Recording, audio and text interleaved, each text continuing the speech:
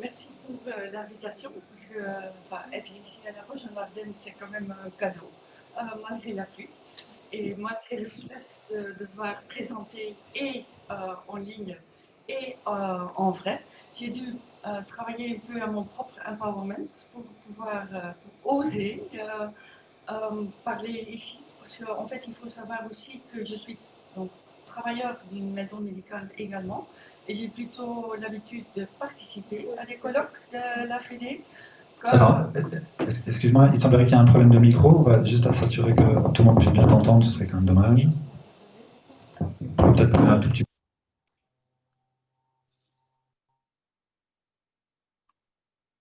Un peu à mon propre empowerment aussi, car j'ai plutôt l'habitude de participer aux colloques de la Fédé comme participante et pas comme intervenante. Et en fait, plusieurs choses que je vais dire maintenant sont en partie qui ont déjà été dites par Rudy, le président de la fédération, du conseil d'administration, et également par Madame Van Durme. Mais je vais le dire un peu autrement. Et en fait, donc, quand on parle de transformer le système de la santé, le pouvoir d'agir des maisons médicales, donc la question que moi je me pose, c'est qui doit agir? On a entendu Rudy qui disait que c'est la fédération qui a des contacts avec la politique, et j'étais bien impressionnée d'entendre qu'il y a 37 milieux de pouvoir dans lesquels la Fédé est présente. Mais bien sûr, il s'agit aussi donc des maisons médicales, mais qui des maisons médicales? Les travailleurs. Les travailleurs sont là nécessaires pour alerter la Fédé de ce qui sont les nœuds dans la pratique. Il y a les usagers et les usagères qui font remarquer aux travailleurs que peut-être leur approche n'est pas la meilleure, n'est pas adaptée, qu'on pourrait peut-être changer l'une ou l'autre chose. Et je vois aussi ici, à mon bonheur, on parlait ici de transformer le système de santé. Parce qu'effectivement, le concept empowerment, ça a à voir avec transformer. Acquérir du pouvoir tout simplement pour avoir plus de pouvoir, c'est pas l'empowerment, c'est pas l'acquisition de pouvoir d'agir dont nous parlons aujourd'hui. Si Trump acquiert encore plus de pouvoir et qu'il sera élu très prochainement, on ne parle pas du même empowerment.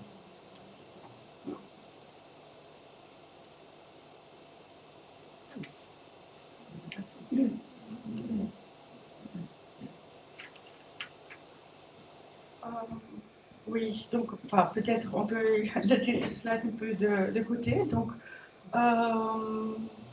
voilà, donc Dorothée l'avait déjà dit, d'où je travaille. Et en fait, pour parler d'empowerment, et surtout l'empowerment transformateur, il faut que je revienne un peu en arrière et que je vous parle plutôt du féminisme.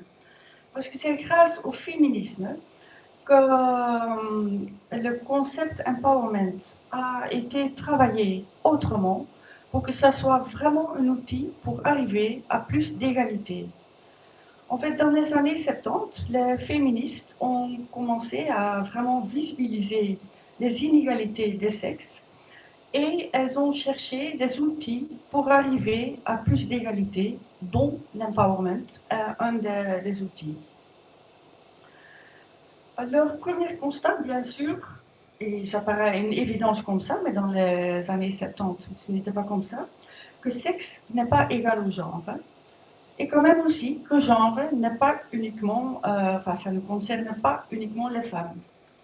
Sexe, en fait, ça a à voir avec mâle et femelle, les différences biologiques. Le sexe d'un enfant est décidé à la naissance par le médecin d'ailleurs, qui regarde entre les jambes du bébé et qui décide si c'est une fille ou un garçon. Dans presque 100%, c'est tout à fait évident, mais il paraît qu'à 1,7%, il y a des doutes. Et donc, on parle des enfants intersexes. Et plus tard, mais ça, je suis plutôt dans le sexe, dans la catégorie genre, on voit aussi que 3% de la population qui ne se sent pas bien avec son sexe assigné. Vous voyez dans le slide que j'ai marqué, je sais que ça ne change pas. Bon, c'était il y a quelques années. Oui, ça peut changer. Mais en principe, hein, on est comme ça, homme ou homme. Par contre, le genre, ça a à voir avec le masculin et le féminin. Et quelque part, ce sont tout simplement enfin, des caractéristiques. Et qu'on voit un peu à notre étonnement que ces caractéristiques sont valorisées différemment. Tout ce qui est masculin est valorisé autrement dans ce qui est féminin. Et on voit que le genre, c'est plutôt ce que attend une société à un moment donné, dans un certain endroit, de ce que c'est masculin et féminin.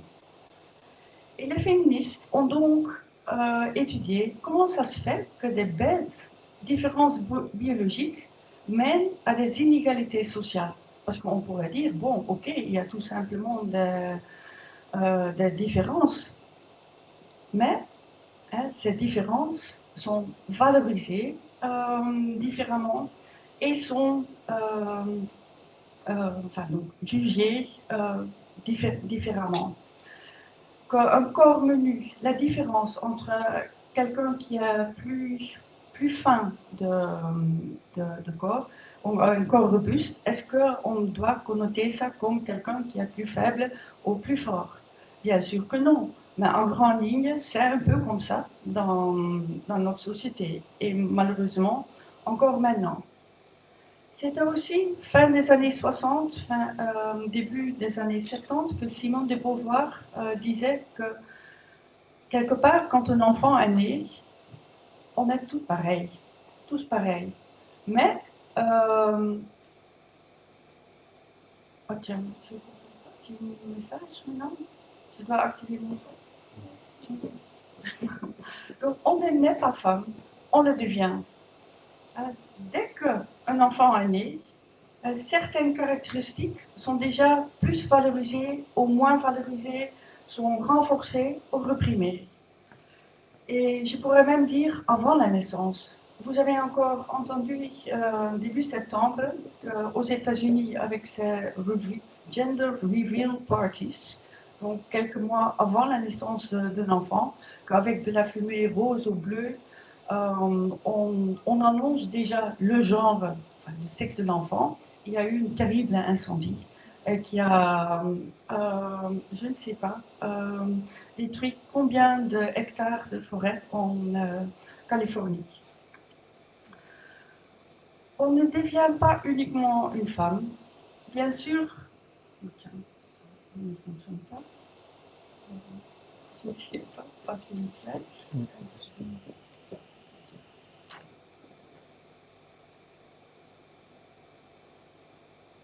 Les flèches.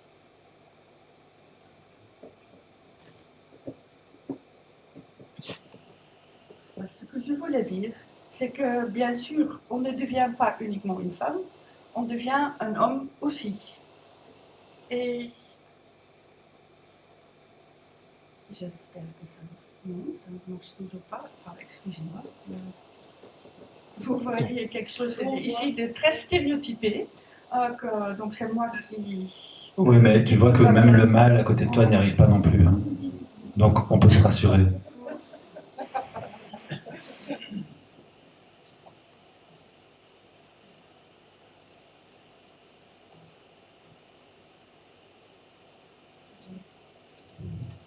Alors il y a un deuxième mâle sur le coup, vous avez vu. Peut-être qu'à deux mâles, on va y arriver. Oui. Voilà. Donc, comme je disais, on devient homme aussi. Mais pas tous les hommes sont nés avec la capacité de pourvoir aux besoins de ses proches. Pas tous les hommes sont nés avec la capacité de protéger ses proches, son entourage, et de savoir quoi faire dans des situations de danger. Et pas tous les hommes sont nés avec la capacité d'être performants. Bonjour Annick, je suis très très heureuse de te voir à nouveau aujourd'hui. Alors ça c'est Olivier Montigny. J'aimerais beaucoup échanger avec toi autour de quelqu'un dont on parle peu. Voilà, ça c'est fait.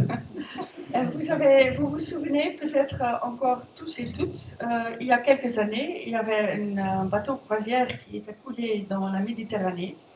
Et apparemment, le capitaine, il était parti avec le premier bateau et enfin, il s'est sauvé. Et il y a eu enfin, quand même pas mal de morts parmi les passagers. À juste titre, ce capitaine a été condamné parce que ça ne va pas qu'il n'est pas là en train de gérer les secours. Mais il était doublement condamné parce qu'on disait aussi, mais comment c'est possible? C'est un homme. Il aurait dû, il aurait dû être là et gérer la situation. Mais apparemment, le type, il était en panique, il ne savait pas, etc. Enfin, c'était extra euh, donc, reproché. Et donc, c'est grâce aux féministes qu'il y a ce qu'on appelle l'approche genre.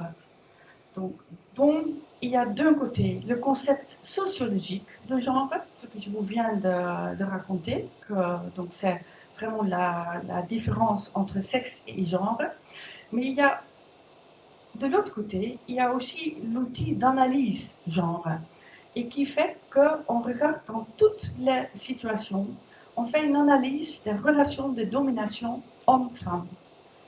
Et ensuite, après cette analyse, on revient à genre comme instrument politique. On recherche des réponses pour transformer ces mécanismes de domination. Comme je vous disais déjà tout à l'heure, euh, avoir plus de pouvoir pour avoir plus de pouvoir, c'est pas de l'empowerment, c'est pas une vraie égalité, c'est pour arriver à une égalité. Et c'est ça l'empowerment. Vous pourriez peut-être vous demander, est-ce que c'est vrai qu'on peut voir le genre partout, dans toutes les situations? Est-ce que pour moi, petit travailleur dans un centre de maison médicale, ou à la Fédé, ou dans la politique, est-ce que je dois toujours tenir compte du genre? Et ce petit clip que je vais vous mettre maintenant va vous donner une réponse. Il faut savoir que ce clip, quelque part, il y a 4 sujets. Je voulais vous montrer que le premier qui dure 3 minutes. Alors, Katinka, nous ici dans la salle, on va pouvoir voir ton clip. Mais alors, pour tous les autres qui sont devant leur écran, je vais vous envoyer via le chat un lien. Vous pourrez juste cliquer dessus et ça vous mettra directement en contact avec exactement la même vidéo sur YouTube. Et ce sera de bien meilleure qualité que si on le passait comme ça. Et donc, C'est bien, pardon, c'est bien, voilà, c'est ça que je voulais dire. Merci. C'est donc bien les 3 premières minutes, et puis, s'il vous plaît, on se retrouve après. Voilà, je vous mets parle de genre peut-être partout.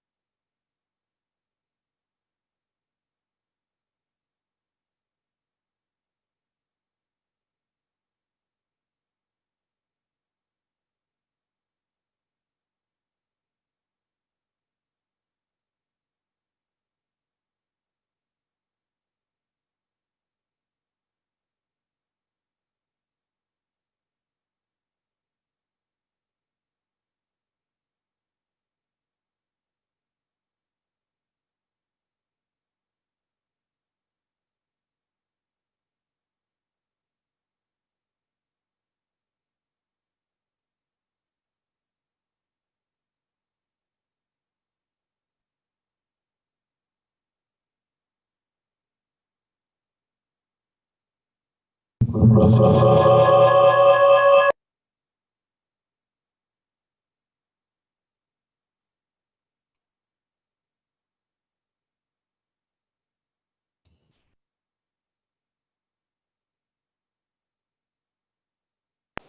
dirait mes enfants. Voilà, Katinka.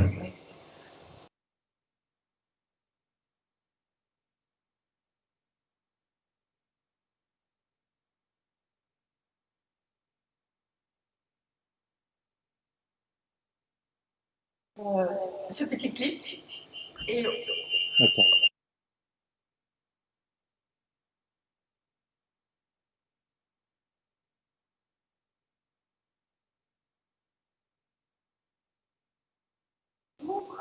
vous avez bien. Il y a un problème de son qui sort.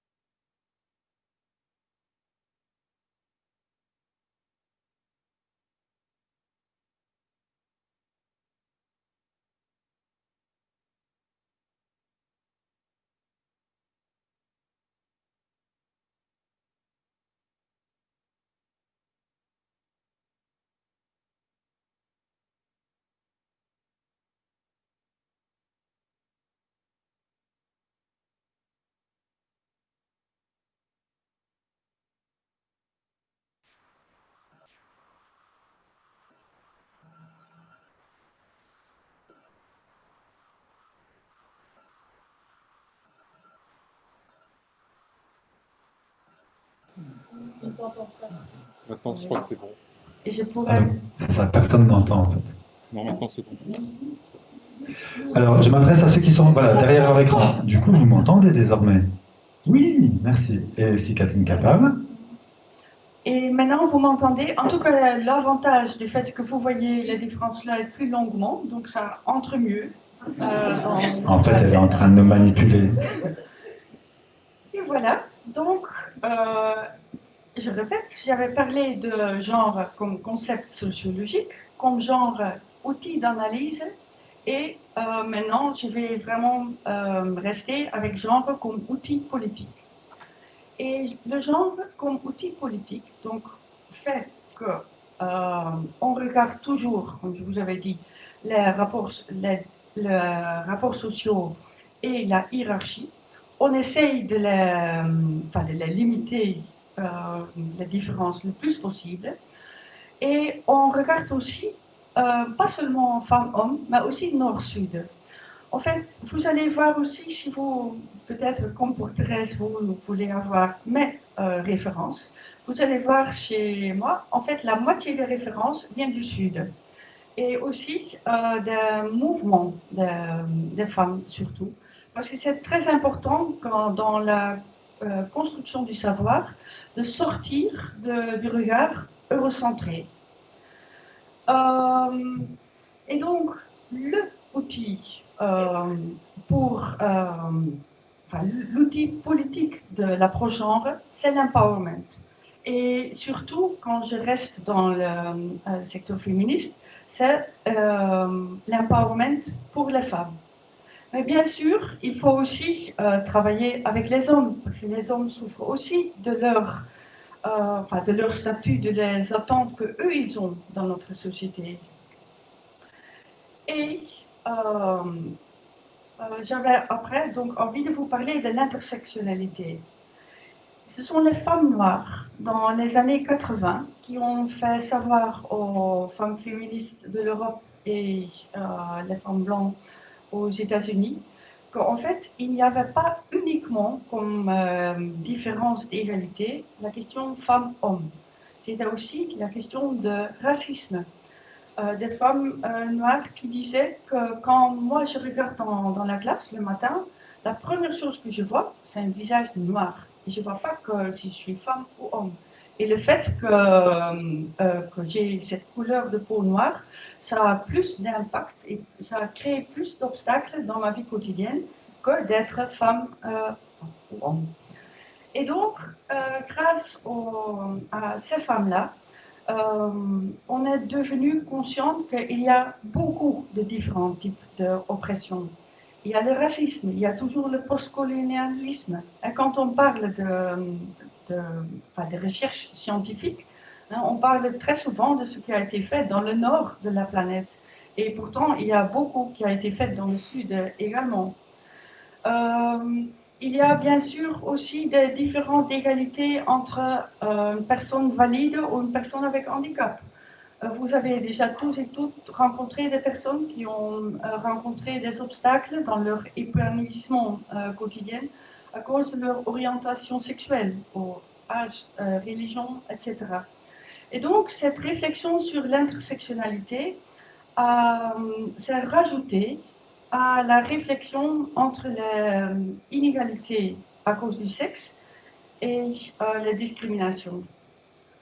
Et j'avais vu sur votre site de la fédération que, et c'est aussi le fait déjà qu'il y a ce colloque aujourd'hui, qu'effectivement, cette sensibilité pour les différentes inégalités, c'est quelque chose qui préoccupe les maisons médicales, la fédération depuis longtemps. Et j'avais vu que Fanny Dubois, la secrétaire fédérale de la Fédé, il y a 2 semaines, je crois, elle avait encore donné une superbe interview où elle parlait de la précarisation. Et cette vieille affiche que le patient qui est partenaire, donc d'être conscient sur la relation soignant-soigné, est depuis très longtemps dans les préoccupations des maisons médicales et de la fédération. Et maintenant, vous voyez ici, ici en bas, c'est vous, lors de la manifestation du 14 septembre, et où il y avait et des personnes de la Fédé, du conseil d'administration, des usagers, usagères et des travailleurs des maisons médicales qui étaient là pour manifester pour un autre type de santé. Et en fait, je vais vous parler un peu plus maintenant du concept empowerment, pouvoir d'agir, enfin, c'est horrible le mot empowerment, qu'on n'arrive pas vraiment bien à traduire en français. J'ai déjà entendu par l'espagnol empoderamiento, mais aussi en français habilitation, empouvoirment, empuissement, il paraît que c'est canadien, émancipation, autonomisation et pouvoir d'agir. Bon. Sachant, Katinka, qu'il me reste juste quelques minutes. Voilà, comme ça tu sais. Il me reste quelques minutes. Bon. Le concept d'empowerment, donc ça fait partie à plusieurs notions. Et puisqu'on a l'intersectionnalité en tête, on pense donc plus uniquement à l'autonomisation des femmes, l'empowerment des femmes, mais aussi d'autres opprimés ou les doubles opprimés, les femmes noires en situation de handicap grosses âgées, par exemple. C'est multisectoriel. On voit l'empowerment, on entend parler partout. Et j'avais envie de dire que ça a l'air que c'est un nouveau concept, mais ce n'est pas du tout. Déjà au XVIIe siècle, en Grande-Bretagne, on parlait de to empower, mais ça c'était plutôt pour avoir plus de pouvoir au sein de la noblesse. Et donc, dans les années 70, l'empowerment était utilisé par les mouvements de femmes blancs pour avoir plus de droits politiques. Donc, les mouvements des femmes noires, comme je vous l'avais dit, avaient parlé d'un autre type d'empowerment, et également des femmes latino-américaines qui avaient parlé aussi plus de justice sociale. Mais malheureusement, dans les années 90, les institutions internationales ont repris le concept empowerment. Et moi, je vais donc sauter quelques slides. En fait, l'empowerment était de plus en plus devenu une capacité individuelle pour se prendre en charge. Et comment se prendre en charge? Économiquement. Et donc, c'était l'empowerment qui était utilisé pour combattre la pauvreté. Et aussi avec l'idée, quand on aide les femmes à combattre la pauvreté, on aide quelque part plutôt une famille ou la communauté, plus que si on aide les hommes à lutter contre la pauvreté. Et donc, empowerment était devenu quelque chose d'un empowerment économique qui était totalement dénué, vidé de son sens du parti transformateur. Et donc, comme je disais déjà, c'était venu du Sud, mais oui, il faut penser autre chose. Et que pour pouvoir transformer des systèmes plus grands ou petits, il faut aussi avoir confiance en soi. Il faut avoir la capacité et les moyens de le faire. Et encore une fois, n'oubliez pas de empowerment pour changer la société, pour changer les systèmes de pouvoir. Et aussi le concept d'égalité, comme quelqu'un dans la salle avait dit tout à l'heure, qu'est-ce qu'on fait avec le climat, avec l'environnement? Oui, on ne veut plus n'importe quelle égalité. Si on a tous et toutes 2 jet skis, 3 voitures, un hélicoptère, etc., on ne va pas pouvoir en profiter longtemps. Donc c'est, oui, égalité pour tous et toutes, et pas n'importe quel type d'égalité, et vraiment une égalité que notre Terre sait supporter. Et, bon, je vais sauter quelques slides. Et en résumé, on pourrait dire qu'il y a 4 types d'acquisition de pouvoir dans notre notion d'empowerment pour plus d'égalité. Il y a d'abord un renforcement du pouvoir intérieur, c'est-à-dire travailler sur son estime de soi, la valorisation de l'individu, la valorisation du travailleuse dans une maison médicale. Il y a bien sûr aussi le pouvoir de, c'est avoir plus de connaissances, plus d'éducation, d'être capable de faire des choix. Et bien sûr aussi avoir des moyens pour pouvoir faire des choix. Si tu es hyper intelligente, mais tu es dans un slum quelque part en Mumbai, c'est difficile peut-être à faire savoir ce que tu penses et tes idées. Et donc, d'où la notion de pouvoir avec. Il est important de faire des choses ensemble. Il est important de pouvoir se mettre en groupe, en mouvement, pour arriver à plus de pouvoir. Et ensuite, il y a ce qu'on appelle le pouvoir sûr. C'est bien sûr pas un renversement de pouvoir. C'est pas que les femmes deviennent dominantes par rapport aux hommes ou une personne sur une autre. Non, c'est avoir plus de pouvoir dans des espaces de décision. Avec d'autres mots, on pourrait dire que ces différents pouvoirs, le pouvoir intérieur de, avec et sur, on pourrait dire que c'est comme vouloir, avoir, savoir et pouvoir. Le pouvoir intérieur fait qu'on veut des changements. On est capable de vouloir des changements. Le pouvoir de fait qu'on est le savoir et l'avoir fait qu'on a un pouvoir, des moyens et des capacités pour pouvoir provoquer des changements. Et le pouvoir avec, bien sûr, j'en ai déjà parlé, et le pouvoir sur, vous voyez que c'est l'État, institutions commerciales, religieuses, ONG, écoles, etc. Bien sûr, c'est un double procès. Ça se passe au niveau individuel, mais aussi ça peut être au niveau d'un groupe. J'ai travaillé cette année au Mali, où par exemple les Peuls et les Dogons étaient beaucoup plus opprimés que d'autres ethnies.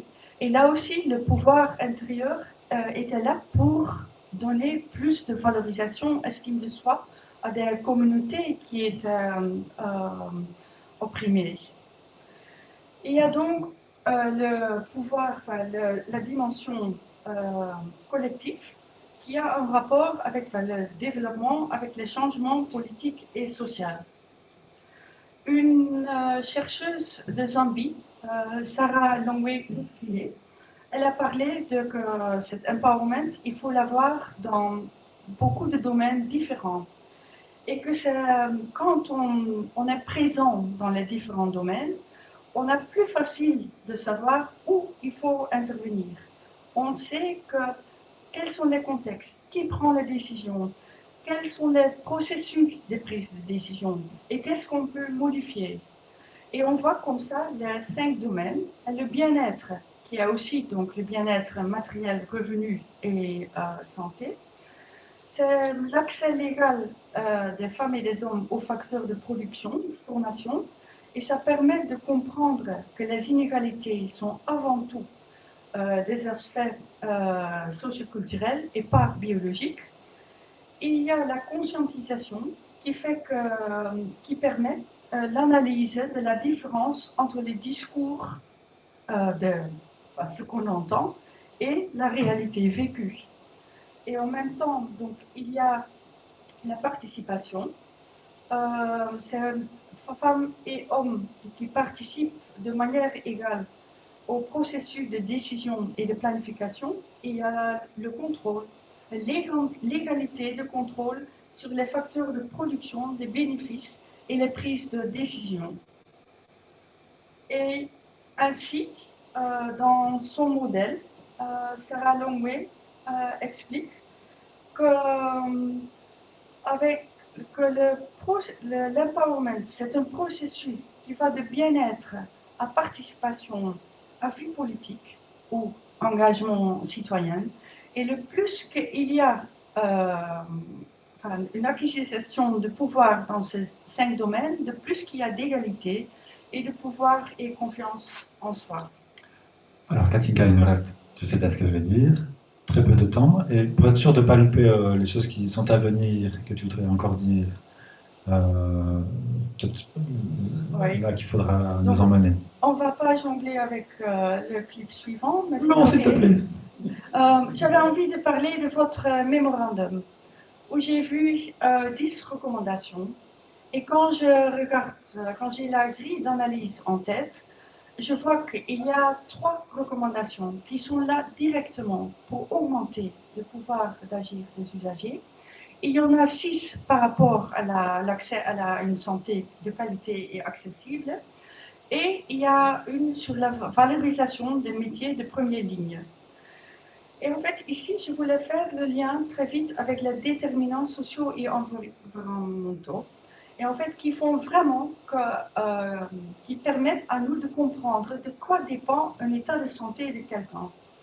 Et que vous savez que l'état de santé, ce n'est pas seulement des facteurs biologiques ou la qualité des soins, mais c'est pour 70-80% sont ces déterminants sociaux. Sur quoi ces déterminants sociaux? Vous les voyez ici. Et ces déterminants sociaux ont été traduits ensuite dans une charte qui s'appelle la charte de Ottawa, qui est un document de plaidoyer où on prend tout comme des droits, les droits à l'éducation, les droits à un travail digne, les droits à la santé, comme éléments pour arriver à une meilleure santé. Ça permet aussi de guider le type de stratégie qu'on va développer. développer? Est-ce qu'il faut, pour arriver à une meilleure santé, de faire des stratégies qui ciblent une certaine groupe cible, ou est-ce qu'il ne faut pas prendre quelque chose de plus général? Avec par exemple une approche femme et santé, on voit la femme comme problème, la santé de la femme comme problème, et on oublie un peu que la santé comme droit humain et comme l'asymétrie entre les rapports hommes-femmes. Et en fait, pour terminer, j'avais envie de vous montrer ceci. Qui n'a pas vu dans ces consultations ces constats-là? On entend des patients qui disent qu'ils ne savent pas quoi faire, qu'ils sont isolés, qu'ils sont impuissants, qu'ils ont vécu des situations d'injustice et voilà, qu'ils doivent faire un grand effort pour quand même continuer à l'avant. Et en fait, j'avais envie de vous dire que ces 5 constats viennent d'un gynécologue bruxellois qui a travaillé avec des femmes qui étaient victimes de mutilation génitale féminine et qui se disait, tiens, moi, je me rendais compte que j'avais exactement la même inquiétude, préoccupation que les femmes avec qui je travaillais. Et que pour lui, que c'était vraiment un ouvre-œil par rapport à la relation d'égalité ou d'inégalité entre soignants et soignés. Il disait, moi, je vivais la même chose, parce que moi, je n'ai pas tous les moyens, je n'ai pas toutes les connaissances, je ne sais pas quoi faire. Et donc, pour moi, l'empowerment, comme pour les femmes de ma consultation, sont importantes. Et donc, je voulais terminer avec Audre Lorde, une féministe activiste lesbo-afro-américaine, qui a dit que l'empowerment individuel, prendre soin de moi, c'est vraiment un acte de politique radicale, c'est un combat politique. Et j'avais aussi envie de dire ici à l'Assemblée et les gens à la maison, il y a aussi un très bon livre qui parle de l'empowerment de justement les travailleurs de la santé, des militants, des activistes, etc. Ok, il faut être engagé, avoir des engagements citoyens tout le temps, mais n'oublions pas de danser. Et voilà, ça c'était l'exercice que j'avais voulu faire, et donc je vais arrêter maintenant. Et donc parmi nos frustrations, tu nous invites aussi à être frustrés de ne pas pouvoir danser ce soir pour la fin du colloque. Oui, exactement. Merci Katinka.